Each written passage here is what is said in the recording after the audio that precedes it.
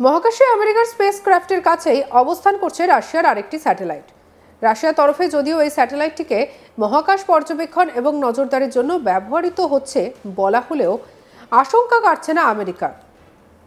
এভাবে এত কাছাকাছি একই অক্ষরেখায় রাশিয়ান স্যাটেলাইটের অবস্থানকে নিরাপত্তার ক্ষেত্রে বড়সড় থ্রেট বলে মনে করছে ট্রাম্প প্রশাসন।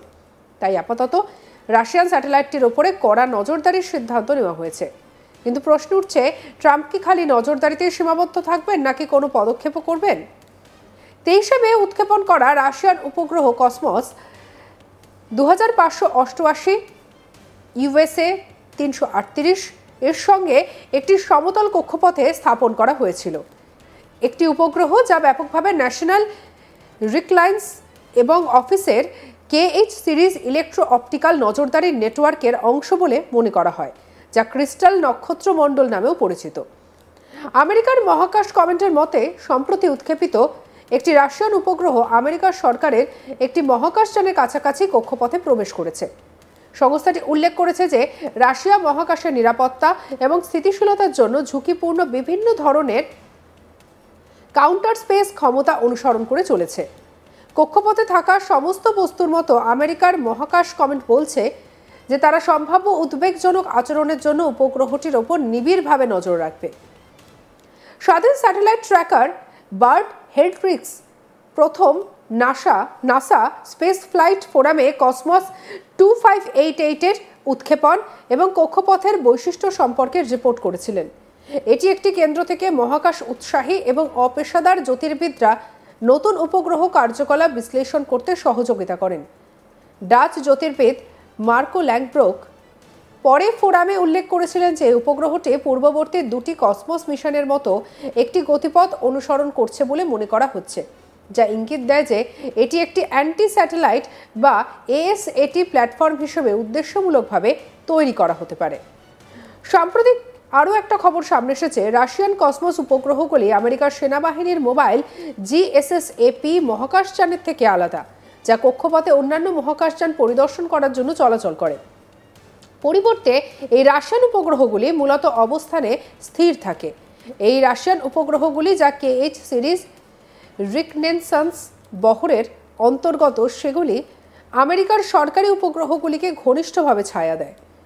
আমেরিকার satellite tracking company slingshot aerospace বৃহস্পতিবার লিঙ্কডইনে কসমস 2588 এর একটি ট্র্যাকিং ছবি শেয়ার করেছে। সেরা ডাটা থেকে পাওয়া ওপেন সোর্স ডেটার উপরে ভিত্তি করে কসমস 2588 একটি সামরিক পরিদর্শন উপগ্রহ বলে মনে করা হচ্ছে, যা সম্ভাব্যভাবে গতিশীল অস্ত্র দিয়ে সজ্জিত। উপগ্রহটি USA 338 এর ওপর দৃষ্টি নিবদ্ধ করে বলে মনে করা হচ্ছে, যার সর্বজনীনভাবে উপলব্ধ কক্ষপথের তথ্যের অভাব রয়েছে। স্লিংশট পরামর্শ দেয় যে কসমস 2588 একটি অনির্ধারিত সহকক্ষীয় আমেরিকার উপগ্রহটিকে ট্র্যাক করছে। প্রসঙ্গত, সম্প্রতি রাশিয়ার প্রেসিডেন্টের সঙ্গে ভ্লাদিমির পুতিনের সঙ্গে কথা হয় আমেরিকার প্রেসিডেন্ট ডোনাল্ড ট্রাম্পের। প্রায় 3 ঘন্টারও বেশি সময় নাকি দুই রাষ্ট্রনেতার মধ্যে কথা হয়। এই কথোপকথনের সিংহভাগই জুড়ে ছিল ইউক্রেনের সঙ্গে রাশিয়ার যুদ্ধবিরতির বিষয়টি। কিন্তু ট্রাম্পের সঙ্গে কথা পরে ফের ইউক্রেন ভয়াবহ হামলা চালায় রাশিয়ান সেনা, আর এরপরে পুতিনকে পাগল বলে অভিহিত করেন ট্রাম্প। আমেরিকার প্রেসিডেন্ট ডোনাল্ড ট্রাম্প যে কোনো মূল্যে রাশিয়া এবং ইউক্রেনের মধ্যে যুদ্ধবিরতি চান, কিন্তু প্রস্তুত নন রুশ প্রেসিডেন্ট ভ্লাদিমির পুতিন। এই পরিস্থিতিতে একে অপরের বিরুদ্ধে প্রকাশ্যেই ক্ষোভ উগরাচ্ছেন। ট্রাম্পের আগুন নিয়ে খেলার মন্তব্যের পাল্টা তৃতীয় বিশ্বযুদ্ধের হুঁশিয়ারি দিল রাশিয়া।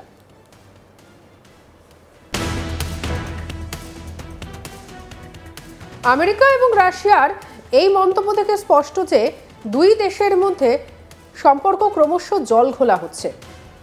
সম্প্রতি ট্রাম্প পুতিনের উপর তীব্র আক্রমণ করে সাংবাদিকদের সামনে বলেন, পুতিনের বোঝা উচিত যে আমি যদি না থাকতাম তাহলে এতক্ষণে রাশিয়ার সঙ্গে খুব খারাপ কিছু ঘটে যেত। তিনি আগুন নিয়ে খেলছেন। ট্রাম্পের সঙ্গে পুতিনকে পাগল বলেও অভিহিত করেছিলেন। আমি পুতিনকে অনেক দিন ধরে চিনি, আমাদের সম্পর্ক ভালো, কিন্তু আবার তারা রকেট ছুড়ছে, ইউক্রেনের শহরগুলিতে আক্রমণ করছে, মানুষজনদের শেষ করছে। আমি এটা মোটেও পছন্দ করি না। আমি জানি না এই লোকটার কি হয়েছে। আমরা কথা বলছি আর সে কিভ এবং অন্যান্য শহরগুলিতে ক্ষেপণাস্ত্র বর্ষণ করছে। কি বলেছেন ইউএস প্রেসিডেন্ট ডোনাল্ড ট্রাম্প, শুনবো।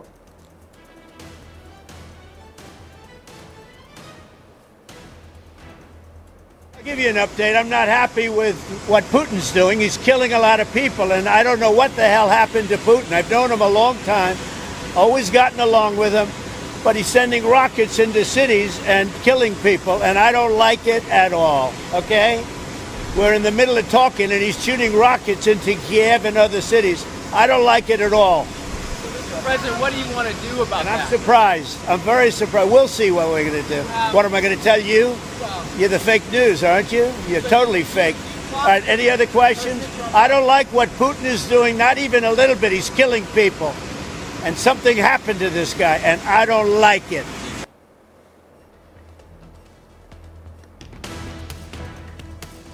পুতিনের বোঝা উচিত যে আমি যদি না থাকতাম তাহলে এতক্ষণে রাশিয়ার সঙ্গে খুব খারাপ কিছু ঘটে যেত। তিনি আগুন নিয়ে খেলছেন। আমি পুতিনকে অনেক দিন ধরে চিনি, আমাদের সম্পর্ক ভালো, কিন্তু আবার তারা রকেট ছুটছে, ইউক্রেনের শহরগুলিতে আক্রমণ করছে, মানুষ শেষ হয়ে যাচ্ছে, এটা আমি মোটেও পছন্দ করি না, বললেন ডোনাল্ড ট্রাম্প। আবার এখানেই শেষ নয়, ট্রাম্প এও বলেন কোনো কারণ ছাড়া ইউক্রেনের শহরগুলিতে ক্ষেপণাস্ত্র এবং ড্রোন নিক্ষেপ করা হচ্ছে বলে দাবি করেছেন ট্রাম্প। এটা পুতিনের পাগলামি। আমি সবসময় বলেছি যে তারা পুরো ইউক্রেন চায়, শুধু ইউক্রেনের এক টুকরো নয়, এবং এটা সত্য প্রমাণিত হতে পারে, কিন্তু যদি তারা তা করে তাহলে তা রাশিয়ার পতনের দিকে নিয়ে যাবে। রাশিয়ার নিরাপত্তা পরিষদের ডেপুটি চেয়ারম্যান দিমিত্রি একটি সোশ্যাল মিডিয়া পোস্ট করেছেন। তিনি লিখেছেন, ট্রাম্প বলছেন যে পুতিন আগুন নিয়ে খেলছেন, রাশিয়ার জন্য বড় কোনো পদক্ষেপ নিতে পারেন। আমি কেবল একটি খারাপ জিনিস জানি, তা হলো তৃতীয় বিশ্বযুদ্ধ। আশা করি ট্রাম্প এটা বুঝতে পারবেন।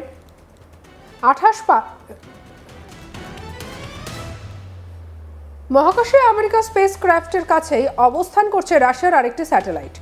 রাশিয়ার তরফে যদিও এই স্যাটেলাইটটিকে মহাকাশে পর্যবেক্ষণ এবং নজরদারির জন্য ব্যবহৃত হচ্ছে বলা হলেও আশঙ্কা কাটছে না আমেরিকার। এভাবে এত কাছাকাছি একই অক্ষরেখায় রাশিয়ান স্যাটেলাইটের অবস্থানকে নিরাপত্তা ক্ষেত্রে বড়সড় থ্রেট বলে মনে করছে ট্রাম্প প্রশাসন। তাই আপাতত রাশিয়ান স্যাটেলাইটের ওপরে কড়া নজরদারির সিদ্ধান্ত নেওয়া হয়েছে। কিন্তু প্রশ্ন উঠছে, ট্রাম্প কি খালি নজরদারিতেই সীমাবদ্ধ থাকবেন নাকি কোনো পদক্ষেপ করবেন? 23 মে উৎক্ষেপণ করা রাশিয়ান উপগ্রহ কসমস 2588 ইউএসএ 338 এর সঙ্গে একটি সমতল কক্ষপথে স্থাপন করা হয়েছিল। আর একটি উপগ্রহ যা ব্যাপকভাবে ন্যাশনাল রিকগনাইসেন্স অফিসের KH সিরিজের ইলেকট্রো অপটিক্যাল নজরদারি নেটওয়ার্কের অংশ বলে মনে করা হয়, যা ক্রিস্টাল নক্ষত্রমণ্ডল নামে পরিচিত।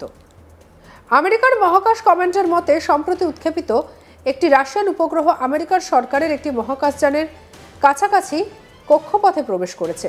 সংস্থাটি উল্লেখ করেছে যে রাশিয়া মহাকাশের নিরাপত্তা এবং স্থিতিশীলতার জন্য ঝুঁকিপূর্ণ বিভিন্ন ধরনের কাউন্টার স্পেস ক্ষমতা অনুসরণ করে চলেছে।